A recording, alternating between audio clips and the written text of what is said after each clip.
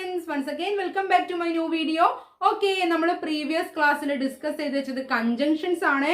Conjunctions, what is conjunction? എന്താണ് conjunction നമ്മൾ പഠിച്ചു.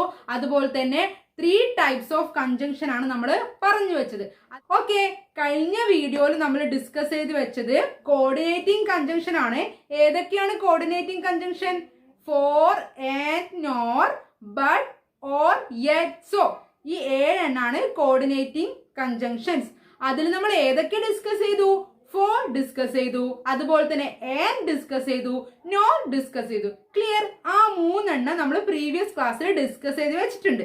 ഓക്കെ, ഇന്ന് നമ്മൾ ബാക്കി 4 എണ്ണം ഡിസ്കസ് ചെയ്യണം. ഏതൊക്കെയാത്? But, or, yet, so. But, or, yet, so. Okay, അത് വേഗം ഒന്ന് ഡിസ്കസ് ചെയ്യാം. സിമ്പിൾ ആണ്, കൂടുതൽ കൺഫ്യൂഷൻസ് ആക്കുന്നതൊന്നുമല്ല.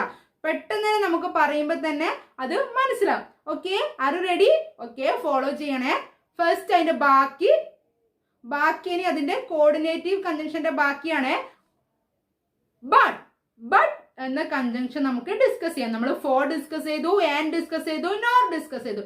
ദെൻ നമ്മൾ ഡിസ്കസ് ചെയ്യാൻ പോവുകയാണ് ബട്ട് എന്ന കൺജങ്ഷൻ.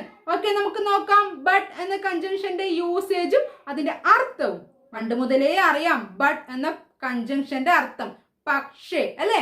പക്ഷേ എന്ന അർത്ഥമാണ് ബട്ട് എന്ന കൺജങ്ഷൻ ഉള്ളത്. പക്ഷെ നമുക്ക് ഏതേ അറിയാണ്ടുള്ളൂ, ഈ ബട്ട് എന്നത് കൺജങ്ഷൻ എന്ന വിഭാഗത്തിൽ പെടുന്നതാണെന്ന് മാത്രമേ നമുക്ക് കൺഫ്യൂഷൻ ഉണ്ടായിട്ടുള്ളൂ.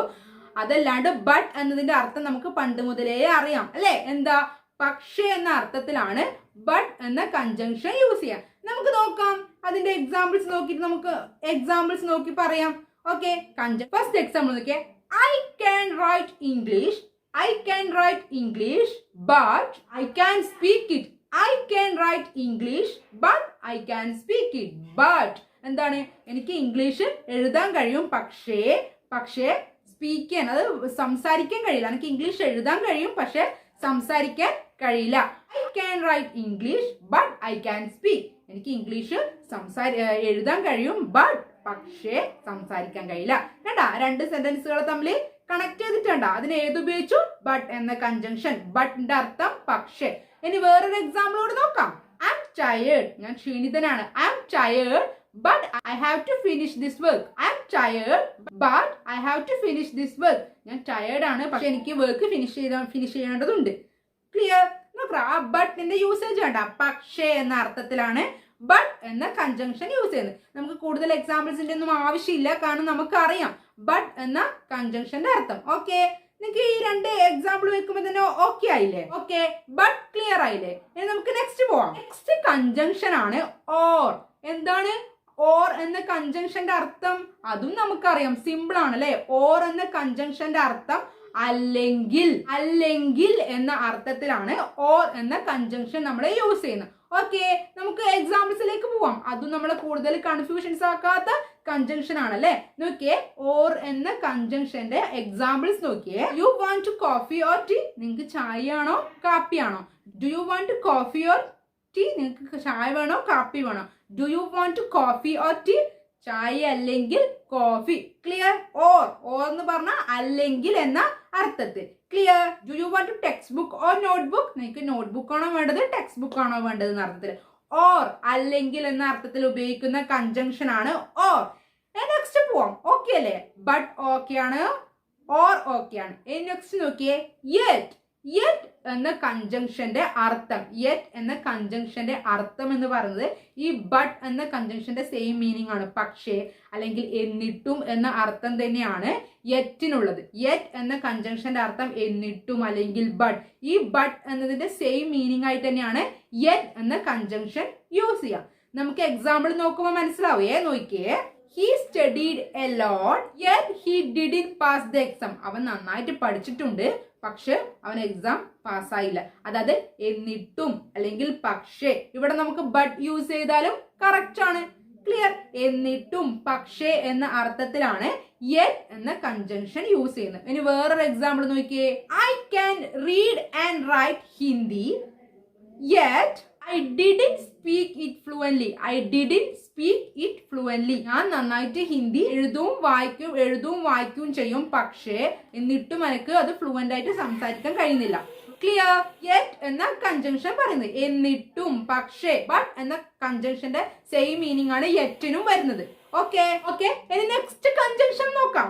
സോ നമുക്കറിയാം സോ എന്ന കൺജങ്ഷന്റെ അർത്ഥം അല്ലെ, ഇപ്പൊ പറഞ്ഞ കൺജങ്ഷന്റെ ഒക്കെ അർത്ഥം നമുക്ക് അറിയാം. പക്ഷെ നമുക്ക് എന്ത് അറിയാം, ചിലപ്പോൾ നമുക്ക് ഡൗട്ട്സ് എന്തിനേ ഉണ്ടാവുള്ളൂ, ഇതൊക്കെ കൺജങ്ഷൻ ആണോ എന്നൊരു ഡൗട്ട്സ് മാത്രമേ നമുക്ക് ഉണ്ടാവുള്ളൂ. കാരണം ഇതിന്റെയൊക്കെ മീനിങ് നമുക്കറിയാം. ഇംഗ്ലീഷ് ലാംഗ്വേജ് നമ്മൾ പഠിക്കുന്ന കാലം തൊട്ടേ ഇതിന്റെയൊക്കെ മീനിങ് നമുക്ക് തറവാണ്. ഓക്കെ, നമുക്ക് നോക്കാം. നെക്സ്റ്റ്, സോ എന്ന കൺജങ്ഷന്റെ അർത്ഥം അതുകൊണ്ട്.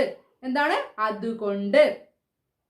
ക്ലിയർ? ഇപ്പൊ നമ്മൾ ഈ എന്താണ് യെറ്റ് ആൻഡ് ബട്ട് എന്ന് പറഞ്ഞ പോലെ തന്നെ ഈ സോ എന്ന അതുകൊണ്ട് എന്ന അർത്ഥമുള്ള കൺജങ്ഷന് വേറൊരു കൺജങ്ഷനും കൂടി അല്ല. ഈ സോ അതുകൊണ്ട് അതേ മീനിങ് ഉള്ള വേറൊരു കൺജങ്ഷൻ ഉണ്ടല്ലോ, ഫോർ അല്ലെ, നമ്മൾ ആദ്യം പഠിച്ച ഫോർ. ക്ലിയർ? ഇനി സോ എന്ന കൺജങ്ഷന്റെ എക്സാമ്പിൾ നോക്കാം. She was feeling tired. She was feeling tired. So she decide to take a rest. So she decide to take a rest. Clear? അതുകൊണ്ട് എന്ന അർത്ഥത്തിലാണ് സോ എന്ന കൺജങ്ഷൻ യൂസ് ചെയ്യാം. ഓക്കെ അല്ലേ? ക്ലിയർ ആയില്ലേ? നമുക്കൊന്ന് ജസ്റ്റ് റിവൈസ് ചെയ്യാം. ഓക്കെ, നമ്മൾ കൺജങ്ഷൻ എന്താണെന്ന് പഠിച്ചു. രണ്ട് സെന്റൻസുകൾ തമ്മിൽ യോജിപ്പിക്കാൻ. ദെൻ 3 ടൈപ്സ് കൺജങ്ഷനിൽ ഫസ്റ്റ് വൺ ആണ് കോർഡിനേറ്റീവ് കൺജങ്ഷൻ. ഏതൊക്കെയാ? For, and, nor, but, or, yet, so. ഇത് മൊത്തം നമ്മൾ പഠിച്ചു. ഇന്ന് നമ്മൾ പഠിച്ചത് അതില് ബട്ട് എന്ന കൺജങ്ഷൻ ആണ്, പക്ഷേ എന്ന അർത്ഥത്തിൽ അല്ലെ. നെക്സ്റ്റ് വരുന്ന കൺജങ്ഷൻ ആണ് ഓ, അല്ലെങ്കിൽ എന്ന അർത്ഥത്തിൽ. ദെൻ യെറ്റ്, യെറ്റിന്റെ അർത്ഥം എന്നിട്ടും, പക്ഷേ. എന്താണ്? ബട്ടിന്റെ അതേ സെയിം മീനിങ്. നെക്സ്റ്റ് പഠിച്ചത് സോ എന്ന കൺജങ്ഷൻ ആണ്, അതുകൊണ്ട് എന്ന അർത്ഥത്തിൽ. ഫോ എന്ന കൺജങ്ഷനും അതുകൊണ്ട് ആയതിനാൽ എന്ന സെയിം അർത്ഥമാണ് ഉള്ളത്. ഓക്കെ, ഇത്രയൊക്കെയാണ് ഇന്ന് നമ്മള് ഡിസ്കസ് ചെയ്ത്. ഓക്കെ, അപ്പൊ നമ്മൾ കോർഡിനേറ്റിംഗ് കൺജങ്ഷൻ പഠിച്ചു അല്ലെ. എല്ലാ കോർഡിനേറ്റിംഗ് കൺജങ്ഷൻ ക്ലിയർ ആയി. അതിന്റെ എക്സാമ്പിൾ വിത്ത് എക്സാമ്പിൾ അടക്കം നമ്മൾ കോർഡിനേറ്റിംഗ് കൺജങ്ഷൻ പഠിച്ചു. ഓക്കെ, PSC എക്സാമിനൊക്കെ ടു, അറ്റ്, ആൻഡ് ഇങ്ങനെയൊക്കെ തന്നിട്ട് ഇതിൽ ഏതാ കൺജങ്ഷൻ ചിലപ്പോൾ ചോദിക്കും. അതിലേതാ? ആൻഡ് അല്ലെ. ടു, അറ്റ് എന്നതൊക്കെ പ്രപ്പോസിഷൻസ് ആണ്. ക്ലിയർ? ഇതൊക്കെ നമ്മൾ അർത്ഥമൊക്കെ നമുക്ക് മീനിങ്സ് നമുക്ക് പെട്ടെന്ന് കിട്ടും. പക്ഷെ ഇത് ഏത് ഗ്രാമർ ഏരിയയിൽ ഇത് ഏത് കാറ്റഗറിയിലാണ് പെടുന്നത് നമ്മൾ മനസ്സിലാക്കി വെക്കണം. അതുപോലെ തന്നെ 10th എക്സാമിന് PSC എക്സാമിനൊക്കെ കൺജങ്ഷൻ പ്രപ്പോസിഷൻ ഏരിയയിലൊക്കെ റിപ്പീറ്റഡ് ആയിട്ട് ചോദിക്കുന്നതാണ്. ഓക്കെ, ഇത് നമ്മൾ ജസ്റ്റ് മനസ്സിലാക്കുക. ഓക്കെ, വീഡിയോ ഇഷ്ടപ്പെട്ടാൽ ഷെയർ ചെയ്യുക, ലൈക്ക് ചെയ്യുക, സബ്സ്ക്രൈബ് ചെയ്യുക. Okay, thank